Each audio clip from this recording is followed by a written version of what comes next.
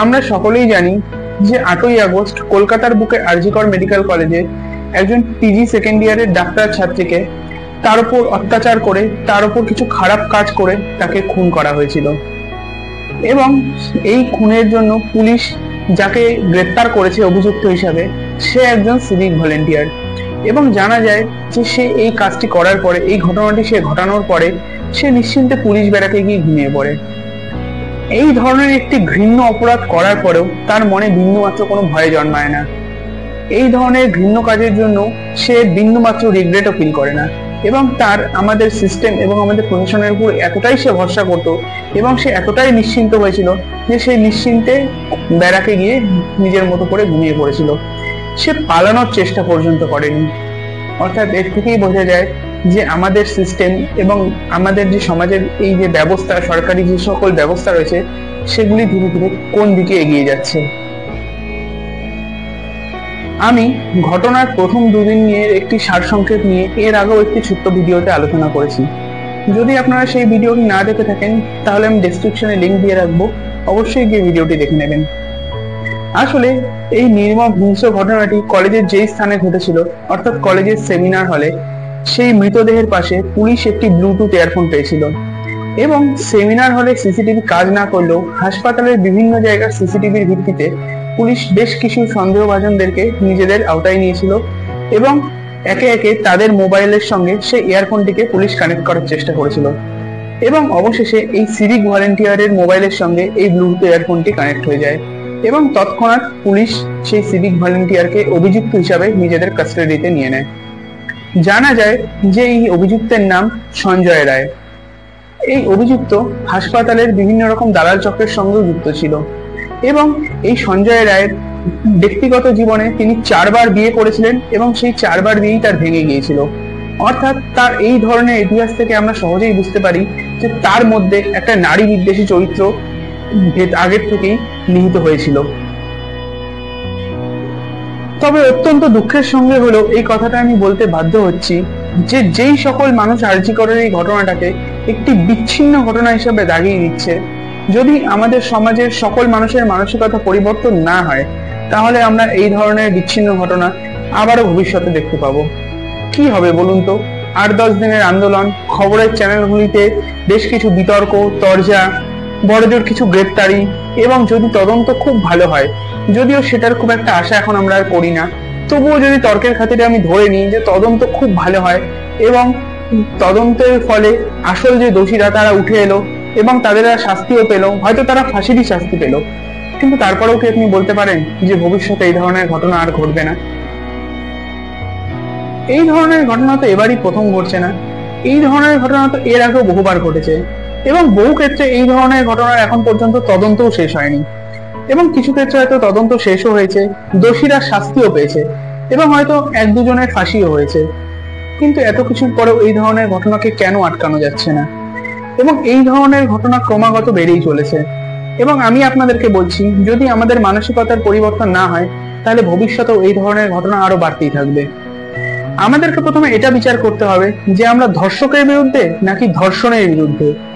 যদি আমরা শুধুমাত্র ধর্ষকের বিরুদ্ধে হই তাহলে তো প্রত্যেকবারই এরকম একটা আলাদা করে ঘটনা ঘটবে এবং আমরা পথে নেমে আসবো এবং আমাদেরকে শান্ত করার জন্য সরকার এবং প্রশাসন হয়তো তাৎক্ষণিকভাবে কাউকে গ্রেপ্তার করবে এবং এরপর কি হবে না হবে আপনারাও ভুলে যাবেন, সরকারও ভুলে যাবে, প্রশাসনও ভুলে যাবে।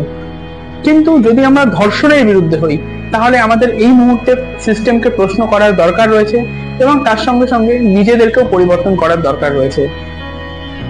এই ঘটনাটি যখন ঘটেছিল, অর্থাৎ আরজি করে এই ঘটনা ঘটার 24 ঘন্টারও আগে আরজি করের তৎকালীন প্রিন্সিপাল ডাক্তার সন্দীপ ঘোষ একটি ঘৃণ্য মন্তব্য সকলের সামনে পেশ করেন। তার মতে যে অত রাতে সেই ডাক্তার মেয়েটি নাকি একা একা সেমিনার হলে গিয়ে ভুল করেছেন। অর্থাৎ তার বক্তব্যে সেই মেয়েটিরই দোষ ছিল যে সে কেন অত রাতে সেমিনার হলে গিয়েছিল। তার এই ধরনের ভিন্ন মন্তব্য থেকে এটা স্পষ্টতই বোঝা যায় যে তিনি এখনো কতটা পিতৃতান্ত্রিক গোঁড়ামির শিকার হয়ে রয়েছেন। এবং এই প্রিন্সিপালের ওপরে নাকি আরো অভিযোগ ছিল যে তিনি নাকি টাকা দিয়ে ছাত্রদেরকে পাশ করাতেন, তিনি নাকি ছাত্রদের মধ্যে মাদককে সহজলভ্য করে দিতেন। এছাড়াও আরো বহু ধরনের ঘৃণ্য অভিযোগ এই প্রিন্সিপালের ওপরে ছিল। এবং পরবর্তীকালে এই আন্দোলনের তীব্রতার জোরে এই প্রিন্সিপালকে মোরাল কিছু কারণে পদত্যাগ করতে বাধ্য করানো হয়। এবং সবচেয়ে আশ্চর্যের বিষয় এটি যে এখানে এই পদত্যাগ করার পরে মাত্র 8 ঘন্টা সময়ের ভিতরে সে কলকাতা শহরের বুকেই একটি অন্য হাসপাতালে, কলকাতা ন্যাশনাল মেডিকেল কলেজে প্রিন্সিপাল বা অধ্যক্ষ হিসেবে জয়েন করে যান। এবং এর ফলে সাধারণ মানুষ এবং ছাত্রছাত্রীদের রাগ বহু গুণে বেড়ে যায় এবং তারাও ক্ষোভে ফেটে পড়েন। এবং সেই সময় থেকেই প্রশ্ন ওঠা শুরু হয়ে যায় আমাদের রাজ্যের স্বাস্থ্যমন্ত্রী তথা আমাদের রাজ্যের মুখ্যমন্ত্রী মমতা ব্যানার্জির উপরে। এবং এই ঘটনার পরে কলকাতা ন্যাশনাল মেডিকেল কলেজের ছাত্রছাত্রীরা সেই প্রিন্সিপাল কেবিনকে তারা লক করে দেয় এবং সেই প্রিন্সিপাল কেবিনের বাইরে তারা ধর্ণা প্রদর্শনও করে। পরবর্তীকালে এই কেসে এন্ট্রি নেয় কলকাতা হাইকোর্ট এবং কলকাতা হাইকোর্ট এটা স্পষ্টতই বলে দেয় যে ডাক্তার সন্দীপ সেন কোনো ধরনের সরকারি পদে আপাতত থাকতে পারবেন না। এবং প্রথমেই ডাক্তার সন্দীপ সেনকে কলকাতা হাইকোর্ট এই সমস্ত খেলা থেকে আউট করে দেয় এবং তারা এই সমস্ত ঘটনার তদন্তের দায়িত্ব পশ্চিমবঙ্গের পুলিশের হাত থেকে নিয়ে তুলে দেয় আমাদের দেশের সিবিআই এর হাতে। বর্তমানে এই সমস্ত ঘটনাটি সিবিআই এর তদন্তাধীন রয়েছে। সন্দেহ করার বেশ কিছু কারণ রয়েছে। তার কারণ হলো যে আরজি করে এর আগেও এই ধরনের নিরাপত্তা এবং এই ধরনের অপকর্ম রিলেটেড বহু প্রশ্ন এর আগেও মানুষের মধ্যে শোনা গিয়েছে, বহু গুঞ্জন এর আগে উঠেছে, কিন্তু প্রত্যেকবারই ব্যাপারটা ধামাচাপা পড়ে গিয়েছে।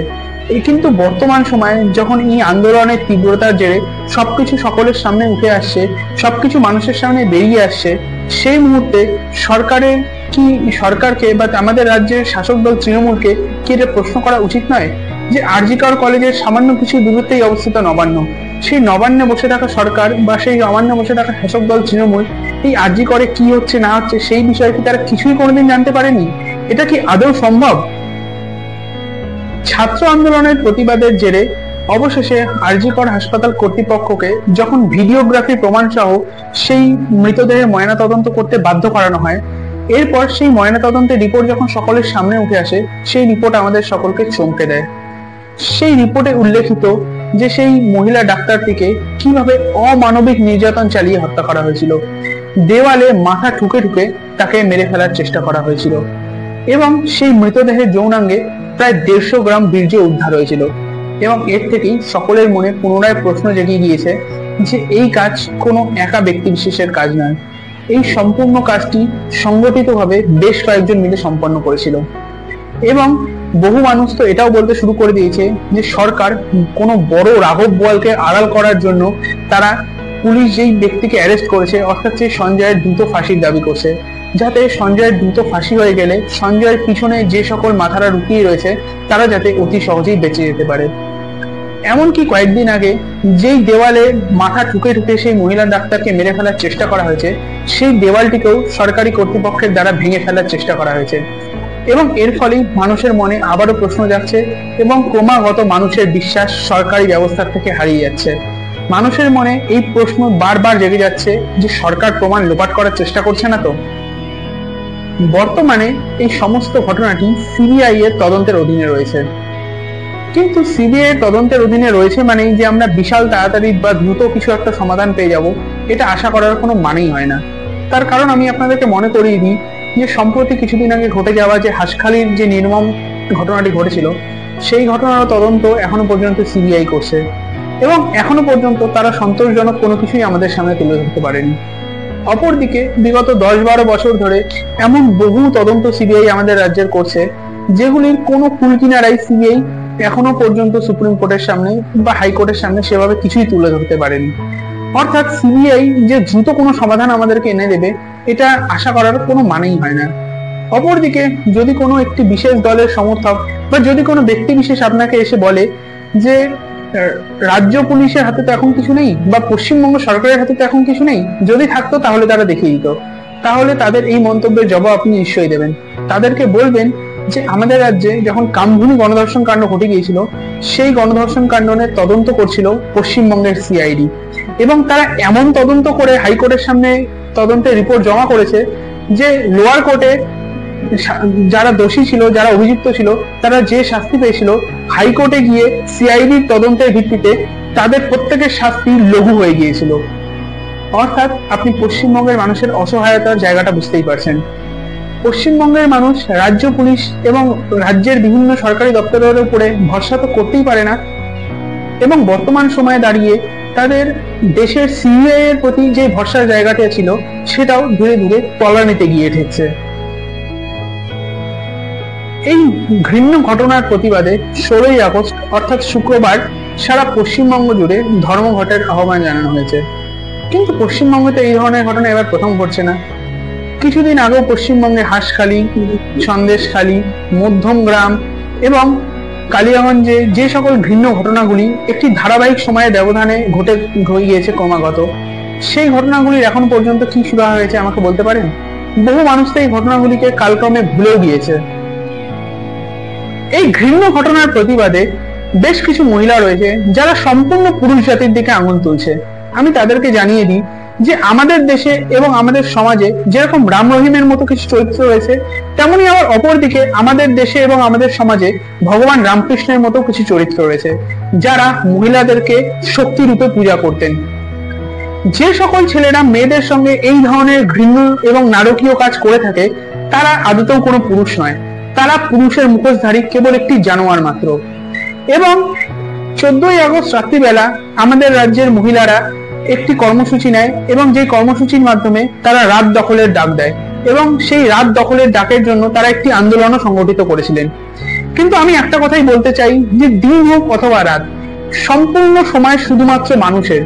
একজন মানুষ তার প্রয়োজনে বাড়ির থেকে বেরিয়ে রাস্তায় নেমে আসবেন এবং তিনি রাস্তাকে ব্যবহার করবেন, সেটা দিনের বেলা হোক কিংবা রাত্রিবেলা।